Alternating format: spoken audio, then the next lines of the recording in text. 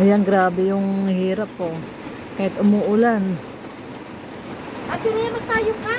Dito ako na labas. Ate, sige, dito na lang tayo. Ayan, kahit umuulan, sila Hana nagbablog. Kahit ang lakas ng ulan, no?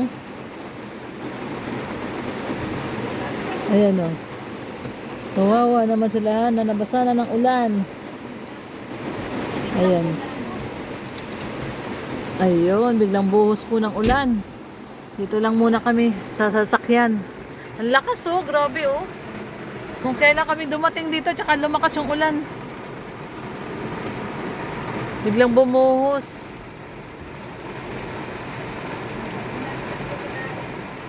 Tag-ulan na po. Ayan guys, tag-ulan na po ngayon dito sa Dait.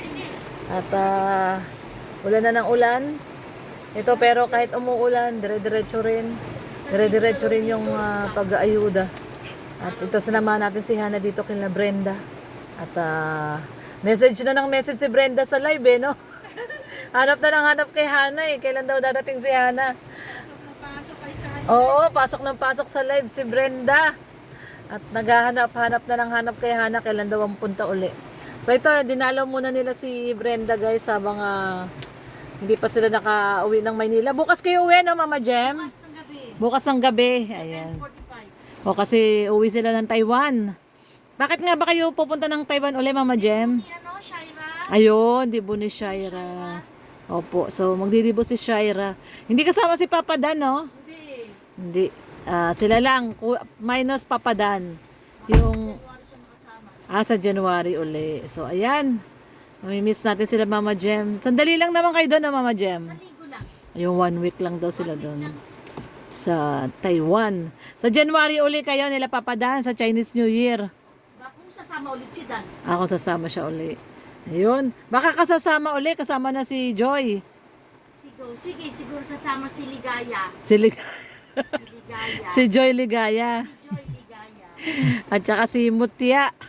Si Mutia. Joy Ligaya sa Tagalog. Ligaya. Diba? Si Joy Ligaya sa Tagalog. Tapos sabi ni Kuya Bal, yung magiging anak nila ni Dan, ang pangalan, Mutia. Mutia. Gourmet, parang wala. Oy, walang dumating, Mama Jem. May order kasi. 8. Parang wala. Wala pa. Ayan, Ma'am Bioli. Wala pa po daw dumating, sabi ni Mama Ang Jem. dumadating eh. Inaintay din ni Daniel eh. Nag-reorder na sila ng stock pero wala pa daw dumadating. So, ayan guys, ano lang muna tayo. Scouting and Team Brooks. Kahit umulan, umaraw, ayan. Tuloy-tuloy pa rin po ang pag-i-scout at pag-aayuda. Saan galing? Wala tayong pinipiling araw. Ayan. So, mamaya naman pupunta naman si Hana kay Kuya Oming.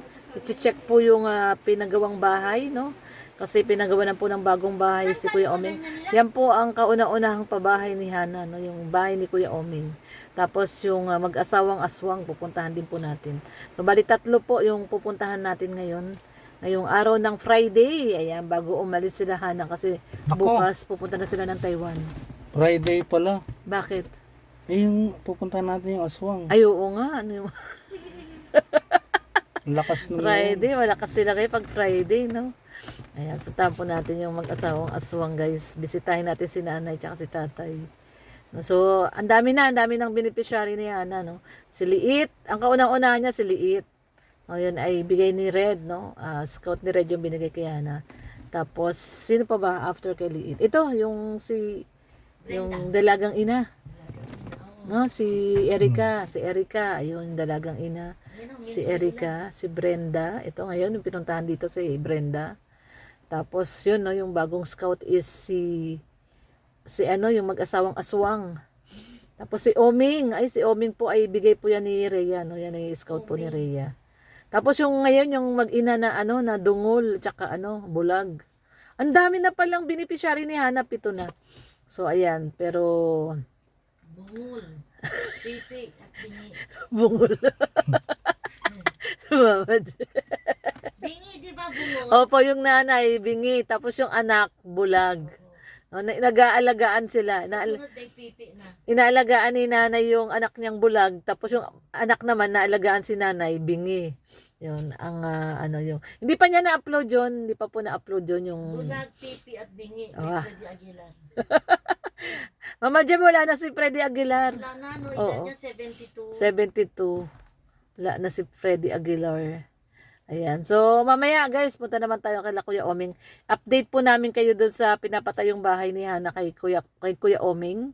No? At tingnan natin kung ano hanggang saan ay natapos nung mga gumagawa. Thank you so much kay Tita Marie na nag-sponsor doon tsaka kay Mama. Sino nga ba yung isa, Rhea? Sino nga isang nag-sponsor doon? Si Tita Marie tsaka si Ma'am, yan, oo, tama, si Ma'am Deborah, ayan, Ma'am Deborah and Ma'am Tita Marie, at saka yung iba pa, no, sila Wilma Mix Vlog, yan, salamat po sa inyong lahat, ayan, kasi malaking tulong po yung kay Kuya Oming, nung matagal ng request nung nanay ni Kuya Oming yun, na malipat, Shoutout din nga pala Malipat. kay Inday Guapa. ayan, shoutout din kay Inday Guapa, Shoutout pa kay Inday Guapa. ayan, Inday Thank you Guapa, very much po. oo, syempre kay Ma'am Star Miko daw, at saka kay tsaka doon sa mga iba pa, no, na thank you so much lalo kay Ate Inday Guapa, o na nagbigay siya ng pang-ayuda ng Team Brooks, at saka syempre kay Kuya Brooks, no, nagbigay ng pang-negosyo ni Kuya Brooks. Sabi namin kagabi, si Kuya Brooks nahihilera na sa mga legit na negosyante. No, ano Daddy, kanino na nahihilera si Kuya Brooks? Nahihilera na siya kila Daddy? Gokong Way. Gokong Way, kanino pa? Henry C. Henry C, sabi ni Mama Jen. Henry C. Gokong Way. Lusyutan. Lusyutan. Ay, grabe. Saan pa si Brooks? Hindi ko na ma-reach.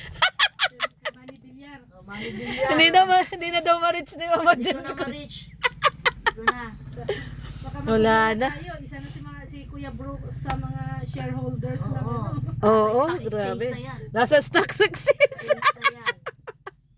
Ay, grabe. Ano masasabi mo? Red Noveno, naiiwan ka na ni Kuya Brooks. Gagawin naman niya akong Driver bodyguard. driver body. Tama, bodyguard. Hmm. Driver bodyguard. Tsaka commissioner. Commissioner din. Ay, Oo. grabe. Pagka may bumibili sa kanya, sa akin dadaan ko, commissionan ko. Ay, grabe. Ayan, ay nako. Lang naman po, no, katuwaan lang. Ayan, good vibes lang po kami dito sa Team Brooks. Good vibes DJ lang po. Attitude lang po. Opo, ayan, DJ Attitude lang po tayo. Si Mama Jem. Hindi, Hello po, shout out. hindi na kami sumama kay Hana at Kasi kanina, ang lakas umulan ng po. ulan. Ang lakas ng ulan kanina, biglang nawala. Teka lang, yung mga sinampol niya, puro wala na yun. Si Henry, Hoy, buhay pa yun. Henry C. Henry C. wala na. Patay na ba yun? Wala na Oo. si Henry C. Si Ang nakano ngayon yung mga... Lusyutan. Oo. Lusyutan, patay na rin. Oo. Para sa ang nangay na mamahala mga anak na lang. Si Gokong Wei, yung tatay, patay na rin. Goko, wait, gok, patay na yun. Basta si Henry C. wala na. Bakit Kasi parang sinasabi mo na hinalin tulad natin si Kuya Brooks sa mga wala na? Hindi, mga legend yun eh. Legend, oo, mga legend sa business yun. Yun. Mga legend sa mga business yung mga yun. At si Kuya Brooks, abot pa ng 90 yan eh. Brooks, napapansin ko, nag-YouTube ang mga Pinapanood. niya, yung mga pang-business. Wow! Oo. Talaga? Oo, yung mga ukay-ukay. Ay, ganon. Oo, Uy, maraming yumayaman sa ukay-ukay. Lagi siya nanonood ng ukay-ukay. Saka yung, Sabihan nga, ang pera daw nasa basura. Oo. saka yung yung paano magtinda ng isda ng tricycle. Ay, talaga. Oh, matagal ang- niya ng pangarap yun eh. Yun mga pinapanood niya. Naka-tricycle. Oo, yung Mama Jem, matagal niya nang sinasabi sa amin yan, yung gusto niya na magbi-business siya. Hahakot siya ng isda sa Mercedes. Tapos may tricycle yung bebentahan niya, naka-tricycle. Hmm. Ganon yung pangarap niya dati, di ba? Oo. Ay, Oh, ayan na sila. Wala pa, si lang pala, si Rex. wala na. Ay, tumigil. Ayan, pero tumigil na po yung ulan. Ayan, mamaya update tayo dun sa dalawang mag-asawang aswang at saka kay Kuya Oming. Ayan, magbi-BTS lang po tayo kay Hana. So ayan guys, ang ating update ngayon ng Team Brooks. Friday afternoon, mamaya tayo meron kaming dinner. Tuloy yung dinner natin, di ba Mama Jem? Oo, tuloy yata. O yun, tuloy po ang aming dinner dinner ni Kuya Brooks kasi aalis sila Mama Jem sa Sabado, may pa-dinner ngayon si Kuya Brooks sa Team Brooks at syempre kay Mama Jem, kay Hana, no, sa kanyang pamilya. Baka dumating din si Papa Dan, di natin alam kung makakarating si Papa Dan. Pupunta. Pupunta si Papa Dan? Pupunta, oh. Wow, ayan Eh, darating. ngayon umalis siya eh. So darating po si Papa Dan. Pupunta yun. So ayan ang ating update ngayong Friday. May ano ngayon? 30, no? May 30 na pala, ang bilis ng 30 na, araw. oh, bukas 31 31 na bukas, ang bilis ng araw. So may 30 na pala. 30. Sa susunod na buwan, sa susunod na araw, Oh, kalating taon na tayo. 31 na, tapos June 1 na. Ay grabe, kalating taon na. Ang bilis ng panahon. Parang hinihila lang. At sa susunod naman na buwan, after ng June ay July, anniversary na ng Danjoy. Grabe. Mama Jem, nandito ka sa anniversary ng Danjoy, ha? Oo naman. Yan. Kasi ang balita ko, Lolo, sila Mama Jem kasi may padasal kayo, di ba? Alay. Alay pala Alay, tawag oo. doon, yung alay. Pag ano yun, taon-taon yun, Mama Jem, yung... Taon-taon talaga yun. Sinasama nyo sa alay, pag nag-aalay kayo, sinasama nyo si Yayabit. Lumilihis, guy. Hindi, ano yung kaugalian ng mga Chinese yun, Mama Jem? Aalay mo muna yung pagkain bago mo kainin. Nag-aalay Aalay sila. mo, tapos Sa mga sisindihan ano ng po. kandila, tapos Sa pwede mo mga- na kainin. Sa mga mahal nila sa buhay na yung mauna, nag-aalay sila. Aalay ka. Taon-taon yun, Mama Jem. Taon yun. Tuwing June. Tuwing June, Yun. July, August. Yun, June, July, August. Kasi ang August yung ano yun? Ghost month. Ghost month, Oo. umiikot ang kaluluwa. Ghost month po kasi yung ghost. Yung August is ghost month. Nalala ko sa Macau yan eh. Nasa third floor kami, walang hagdan lang. Kada floor nun, dami nag-aalay, prutas, lechong manok, ano? Oo. Nasa mapinto lang nila. Talaga? Siyempre, pag ako lasing, Kakain mo. yung Peking duck, madaanan ko. Kakainin Dinadala mo. ko. Tapos yung mga, ikaw pala yun. yung mga kainuman ko, sabi nila, tumira ka na naman ng alay. Meron yung mga yung kay Eli Soriano, Oo. hindi sila kumakain ng alay.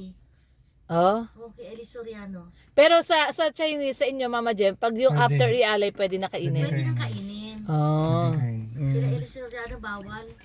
Kukunin nila yun pagkaalay nila. Kaya lang naunahan ko sila. Ikaw pala ang tirador sa Macau noon. Peking duck, yung mga prutas, apple. Kaya pala, pag doon, June, July, August, wanted ka na kasi alam nila ikaw ang tumitira ng mga alay nila. Alam naman nila kung sino yung panchay yung pag may Pilipino sa building. Yun yung nangunguha ng Ng alay. Salbahe ka talaga. Kaya pala ban ka na ngayon sa Macau. Hindi, joke lang po. So ayan guys, at mamaya mag-update ulit tayo. Bye-bye po. Bye-bye.